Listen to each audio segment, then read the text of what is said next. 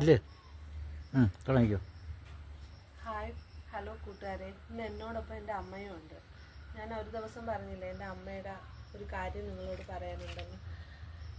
ഈ കഴിഞ്ഞ നവംബർ 1-ാം തീയതി അമ്മ റേഷൻ കടയിൽ പോയിട്ട് വന്നപ്പം പറഞ്ഞു അമ്മ ബാക്കി. എൻ്റെ ഒരു പയ്യൻ വന്നു, ഹെൽമെറ്റും വെച്ച് ബൈക്കിൽ വന്നു, ബാക്കിൽ കൂടെ വന്നു, കഴുത്തിൽ കിടന്ന മാല പൊട്ടിച്ചുകൊണ്ട് പോയി.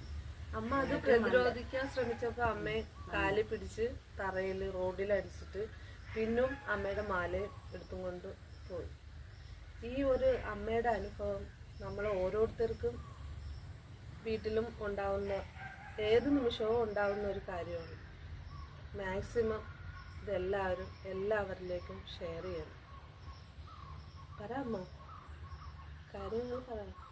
അമ്മ വളരെയധികം കഷ്ടപ്പെട്ടാണ് അമ്മ ഓരോന്നും ചെയ്യുന്നത്. കാരണം അമ്മയ്ക്ക് രാവിലെ അമ്മ 6 മണി